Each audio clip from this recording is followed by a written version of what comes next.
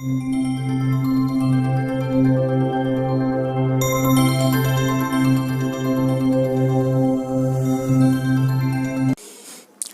To my YouTube channel.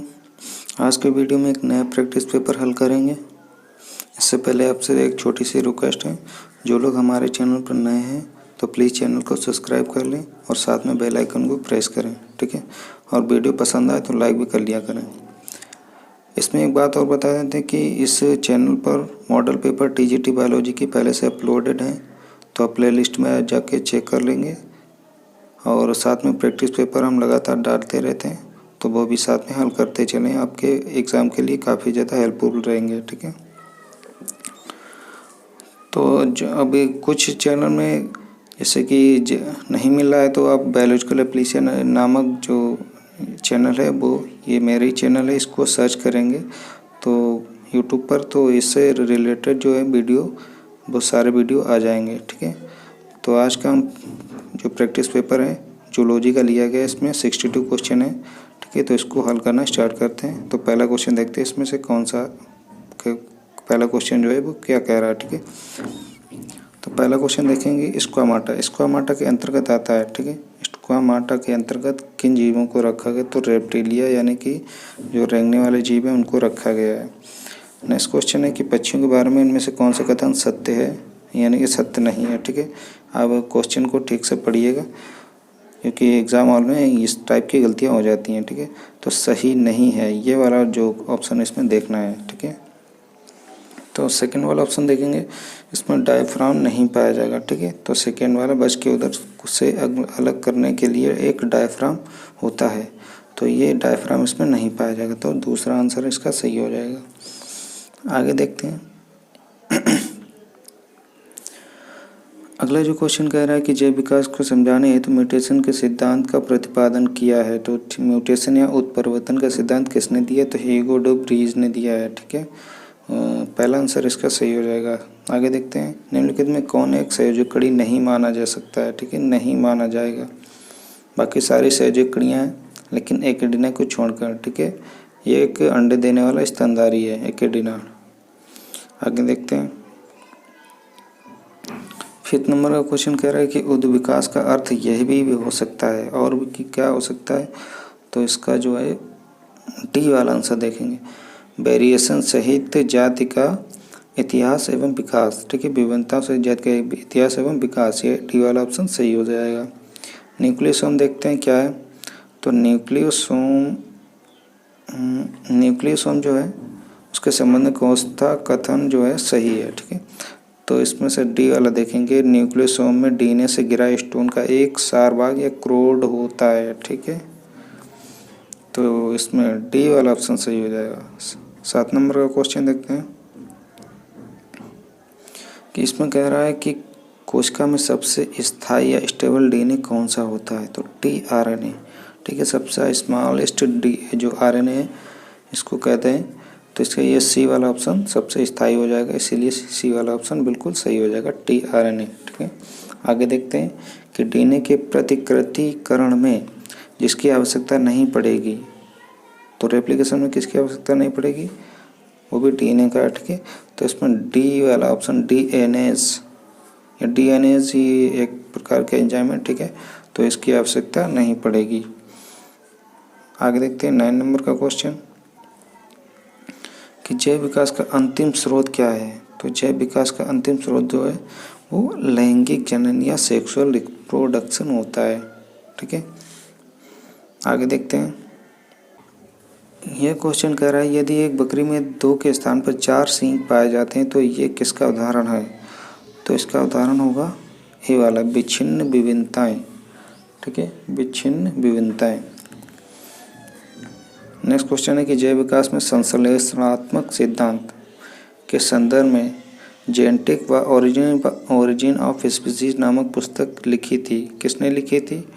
तो डोवन जिस्किट है, ठीक है। ये इसमें से दूसरा वाला जो साइंटिस्ट है वो सही हो जाएगा, ठीक है।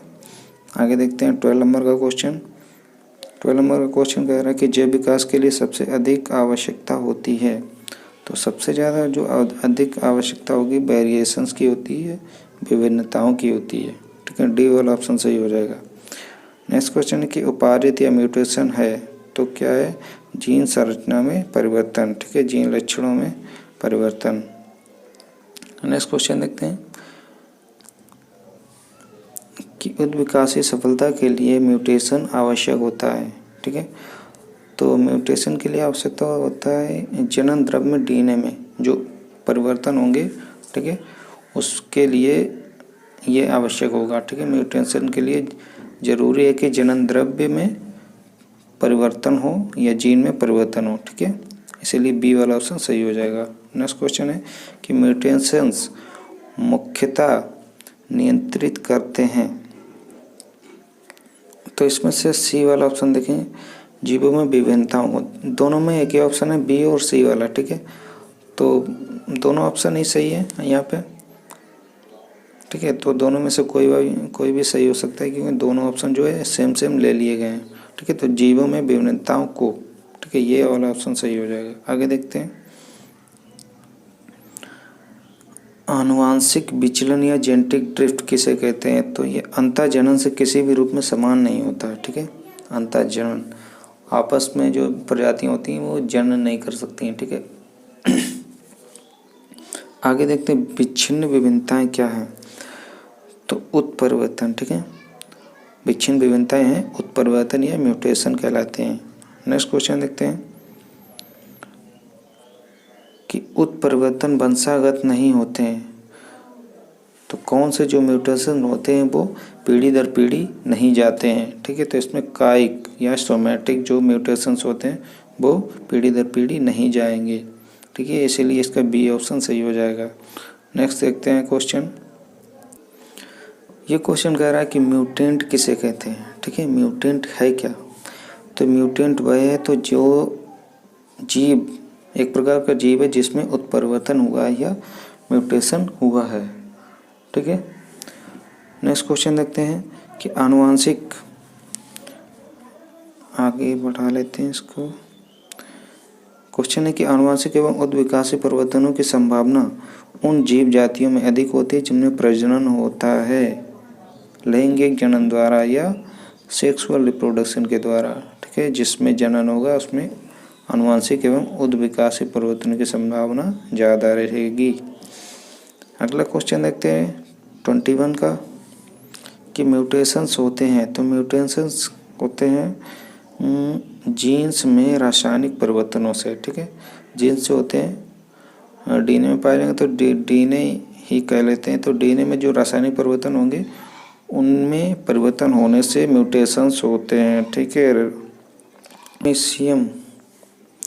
पैरामीशियम में जन्य पदार्थ का आदान प्रदान किस प्रक्रिया में होगा, तो कंजुगेशन, ठीक है, संयुग्मन में होगा, ठीक है, इसका बी वाला ऑप्शन सही हो जाएगा। आगे देखते हैं कि ओवोटेस्टिस होता है, ओवोटेस्टिस, ओवो और टेस्टिस यानी कि अंडाशय और वृषण दोनों पाए जाएंगे, ठीक है। ओवो मीन्स ओवरी या अंडाशय और टेस्टिस मीन्स वृषण, ठीक है। तो अंडाशय वृषण दोनों जिसमें पाए जाएंगे वो जंतु इसमें से कौन सा है, तो द्विलिंगी घोंगे या स्नेल होते हैं, ठीक है। नेक्स्ट क्वेश्चन है कि किसके जीवन वृत्त में मेडूसा पाया जाता है, मेडूसा किसके जीवन वृत्त में पाया जाएगा, ओबेलिया, ठीक है, ओबेलिया के जीवन वृत्त यानी लाइफ साइकिल में पाया जाएगा और मेडूसा अवस्था। नेक्स्ट क्वेश्चन है कि कोबरा यानी कि जो कोबरा सर्प होता है उसके दंश में रोगी की मृत्यु का कारण क्या है, तो तंत्रिकाओं की निष्क्रियता, ठीक है, इसका जो क्या बोलते हैं विष जो होता है, पॉइजन होता है, वो न्यूरोटॉक्सिन होता है, ठीक है, इसीलिए तंत्रिकाओं पर आक्रमण करता है, इसीलिए तंत्रिका कार्य करना बंद कर देती है, इसीलिए इसका सी वाला ऑप्शन सही हो जाएगा, तंत्रिकाओं की निष्क्रियता, ठीक है। नेक्स्ट क्वेश्चन देखते हैं ग्राफियन फॉलिकल बनते हैं, ठीक है, ओवेरी से संबंधित है, तो इसका बी वाला ऑप्शन देखेंगे, अंडाशयों की पीठिका, ठीक है, अंडाशयों की पीठिका, बी वाला ऑप्शन सही हो जाएगा। नेक्स्ट क्वेश्चन है कि युग्मनजों या जाइगोट में गुणसूत्र के सेट कौन से होते हैं या कौन सा सेट होता है, ठीक है, तो 2x, ठीक है, 2x जाइगोट में 2x गुणसूत्र पाए जाएंगे। नेक्स्ट क्वेश्चन है कि प्राकृतिक अनिषेक जनन या नेचुरल पार्थिनोजेनेसिस पाया जाता है तो किस में पाया जाएगा, मधुमक्खी में या हनी बी में। ठीक है, इसको एपिस इंडिका इसका जो जूलॉजिकल नेम है। ठीक है, इसको जूलॉजिकल नेम एपिस इंडिका भी है। नेक्स्ट क्वेश्चन है कि सीसी फ्लाई के काटने से क्या होगा। तो सीसी फ्लाई जो है सीसी मक्खी है, उसके काटने से ट्रिप्योनोसोमा गैम्बियंस जो होता है वो प्रसारित होता है, या ये ट्रिप्योनोसोमा गैम्बियन जो होता है ये रोग कारक होता है। ठीक है, एक प्रकार का वायरस।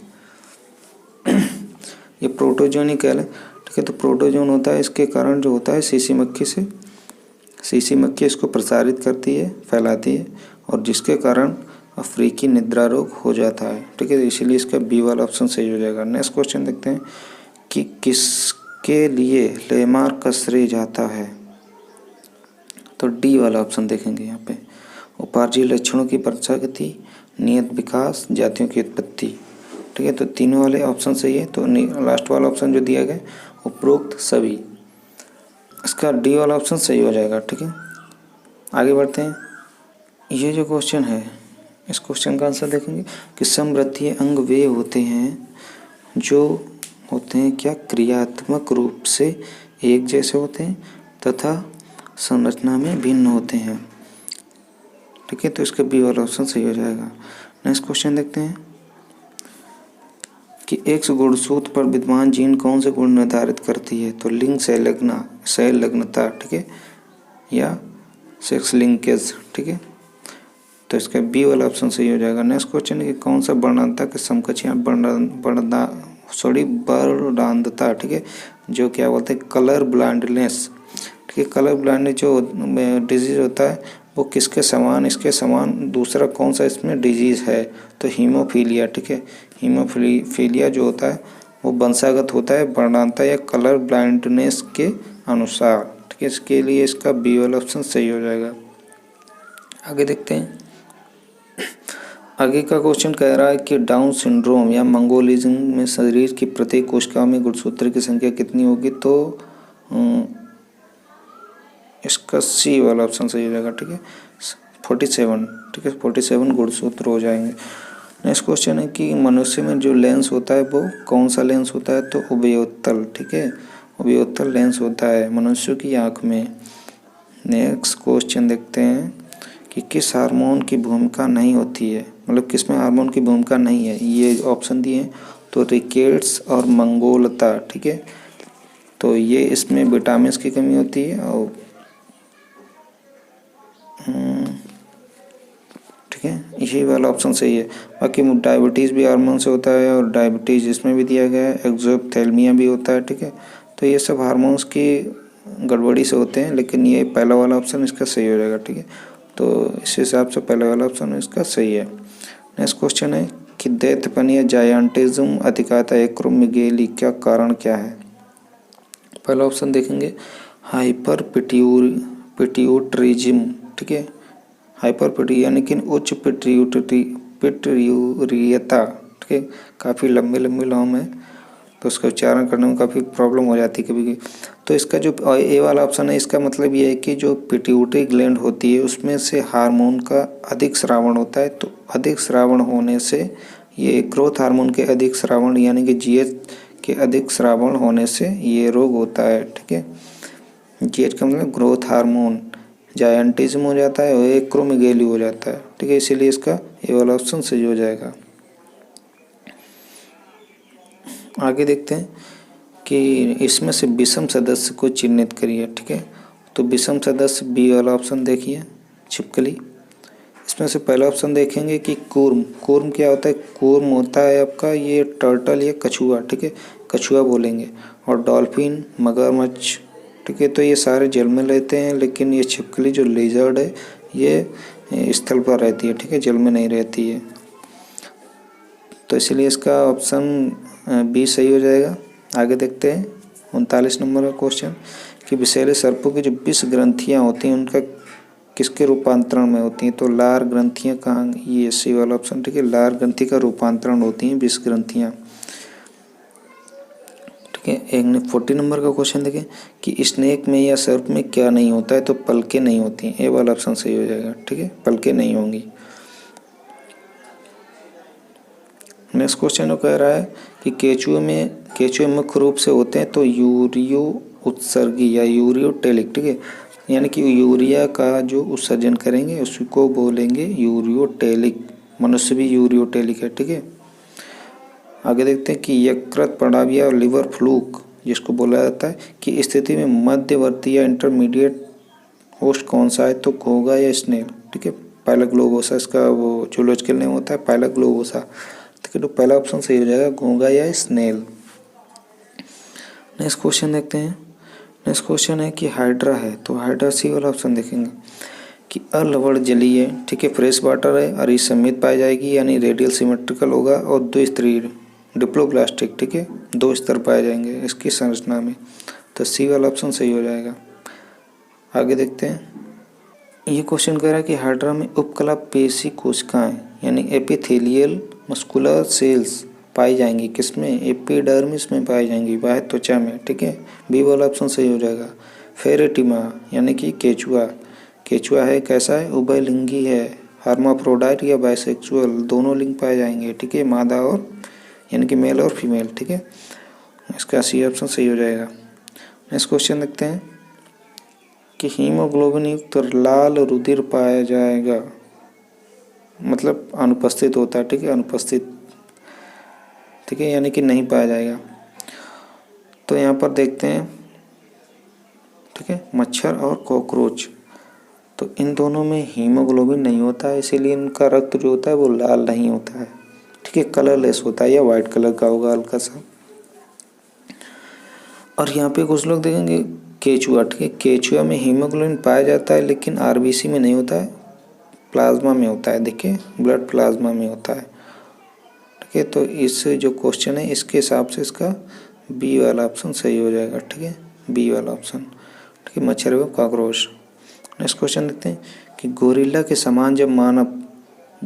के समान मानव इसका सिर व हाथ बड़े हो जाते हैं और जबड़े लंबे हो जाते हैं, किस कारण से बनते हैं, ठीक है। तो ये है वृद्धि हार्मोन्स, अभी हम लोग देख चुके हैं, एक्रोमेगाली, ठीक है, इसको बोलते हैं। तो जीएच या वृद्धि हार्मोन ग्रोथ हार्मोन का वयस्क में अतिस्रावण यानी कि अधिक स्रावण, ठीक है, इसका बी वाला ऑप्शन सही हो जाएगा। आगे देखते हैं कि पदार्थ जो किसी जीवाश्म की आयु निर्धारित करता है उसका नाम क्या है, रेडियो एक्टिव कार्बन, ठीक है, बी वाला ऑप्शन सही हो जाएगा। सबसे पहले स्तनी या मैमल्स प्रकट हुए थे ट्रायसिक काल में, ठीक है, बी वाला ऑप्शन सही है। नेक्स्ट क्वेश्चन है कि पैलियोंटोलॉजी का अध्ययन किससे संबंधित है, तो जीवाश्म, ठीक है, जो फॉसिल्स होते हैं उनका अध्ययन इस शाखा में किया जाता है। आगे देखते हैं। नेक्स्ट क्वेश्चन कि छोटी समष्टियों में किस बात की संभावना अधिक होती है, या छोटी मतलब जनसंख्या, ठीक है, एक तरीके के यहाँ कह लें, तो इसमें से जेनेटिक ड्रिफ्ट या जीन विचलन, ठीक है, ये सी वाला ऑप्शन सही हो जाएगा, इसकी संभावना ज़्यादा रहेगी। तो नेक्स्ट क्वेश्चन है कि अनुकूलन के आनुवंशिक आधार को प्रयोगों द्वारा सिद्ध किया कौन थे, ह्यूगो डी ब्रीज, ठीक है। नेक्स्ट क्वेश्चन है कि ग्लाइकोमा एक नेत्र रोग होता है जो उत्पन्न होता है तो नेत्र गोलकों में द्रव के बढ़े दबाव से, ठीक है, पहला वाला ऑप्शन सही हो जाएगा। तो इसमें क्या है, उसमें आई बॉल में जो द्रव बढ़ जाता है, ठीक है, इसलिए जो आंखें जो होती हैं वो बाहर की ओर निकलने लगती हैं, ठीक है, ऐसा लगेगा कि ये घूर रहा है कोई व्यक्ति, ठीक है, तो इसका ए वाला ऑप्शन सही हो जाएगा। ये क्वेश्चन है कि मायोपिया, ठीक है, डिजीज होता है निकट दृष्टि दोष, ठीक है, तो इसमें से कौन सा लेंस जो मायोपिया में यूज़ होगा, तो अप्तर लेंस यूज़ होगा, ठीक है, पहला वाला ऑप्शन सही हो जाएगा। नेक्स्ट क्वेश्चन की वैसोप्रेसिन का कार्य क्या है, तो वैसोप्रेसिन एक प्रकार का हार्मोन होता है, तो इसका कार्य क्या होगा, तो पहला देखते हैं धमनियों को सिकोड़ना, वृक्क नलिका में जल के पुनः अपशोषण को बढ़ाना, ठीक है, रक्तदाब को बढ़ाना, तो इसमें ऑल ऑफ दीज हो जाएगा ये सभी, ठीक है, वो धमनियों को सिकोड़ता भी है और वृक्क नलिका में जल को दोबारा अपशोषण बढ़ाता है, ठीक है, और ब्लड प्रेशर को भी बढ़ाता है, तो इसीलिए ये सभी ऑल ऑफ दीज डी वाला ऑप्शन सही हो जाएगा। आगे देखते हैं। ये क्वेश्चन कह रहा है कि कौन सी ग्रंथि पीयूष ग्रंथि के नियंत्रण में नहीं है, तो एड्रीनल कॉर्टेक्स, ठीक है। एड्रीनल कॉर्टेक्स जो होती है ये क्या बोलते हैं, पीयूष ग्रंथि के नियंत्रण में नहीं है, ठीक है। तो इसका बी वाला ऑप्शन सही हो जाएगा। नेक्स्ट क्वेश्चन है कि एंटमीबा स्टोलेट क्या कि एक सिस्ट से कितने एंटमीबा बाहर निकलते, तो 8, ठीक है, 8 या 8 अमीबा बाहर निकलेंगे एंटमीबा। नेक्स्ट क्वेश्चन है कि एंटमीबा स्टोलेटिका में उत्सर्जन घटित होता है तो सामान्य सतह द्वारा, ठीक है, जनरल सरफेस प्लाज्मा लेमा इसको बोलते हैं। ठीक है, आगे वाला क्वेश्चन देखते हैं। ये क्वेश्चन है कि पक्षियों और रेप्टाइल के अंडों को क्या कहा जाता है, तो बहुपीतकी या मैक्रोलिसाइथल, ए वाला ऑप्शन सही हो जाएगा। नेक्स्ट क्वेश्चन है कि असमतापी जंतु वे होते हैं जिनमें क्या होता है, परिवेश के साथ या कोल्ड ब्लडेड इनको बोलते हैं, कोल्ड ठंडे रक्त वाले, ठीक है, ये ऐसे कह लें। तो इनमें क्या होता है कि परिवेश के साथ शरीर का तापमान बदल जाता है, ठीक है। अगर वातावरण में गर्मी है तो इनका ब्लड जो होगा वो गर्म हो जाएगा और सर्दी है तो ठंडा हो जाएगा, ठीक है। यानी कि इनका टेम्परेचर ब्लड का बदलता रहता है, तो इसलिए ये असमतापी जंतु कहलाते हैं या कोल्ड ब्लडेड जंतु कहलाते हैं। ठीक है, सी वाला ऑप्शन सही हो जाएगा इसका। नेक्स्ट क्वेश्चन देखते हैं कि स्वतः उत्पत्ति सिद्धांत मानने वाले की कल्पना यानी वॉन हेवाल्ड ने एक प्रयोग किया था चूहों पर, ठीक है, जो स्वतः उत्पत्तिवाद को निष्क्रिय बताते थे। ठीक है, तो इस स्वतः उत्पत्ति सिद्धांत मानने वाली कल्पना करते थे, यानी कि ये सिद्धांत जो मानते थे, स्पॉन्टेनियस थ्योरी जो दी गई थी, इसमें क्या मानते थे जो इसको सपोर्ट करते, तो इसके अनुसार एक प्राणी केवल दूसरे प्राणियों से ही नहीं बल्कि स्वतः भी उत्पन्न हो सकते हैं, ठीक है, बन सकते हैं, ठीक है। इनका कहने का मतलब ये है कि प्राणी जनन की प्रक्रिया से भी बन सकते हैं और अपने आप स्वतः ही भी उत्पन्न हो सकते हैं कोई भी प्राणी, ठीक है। इनका मानना ये था इस थ्योरी के अनुसार, ठीक है। तो इसका सी वाला ऑप्शन सही हो जाएगा। लास्ट क्वेश्चन देखते हैं कि लास्ट क्वेश्चन है कि यूस्टेसी नलिका जोड़ती है। यूस्टेसी एक नलिका पाई जाएगी, ठीक है, तो ये जोड़ेगी किसको किससे, ठीक है। तो डी वाला ऑप्शन देखेंगे, मध्य कान यानी कि मिड ईयर को ग्रसनी से फेरिंक्स से जोड़ेंगे, ठीक है। तो आज की वीडियो में इतना ही, तो चैनल को सब्सक्राइब जरूर कर लें। Thanks for watching.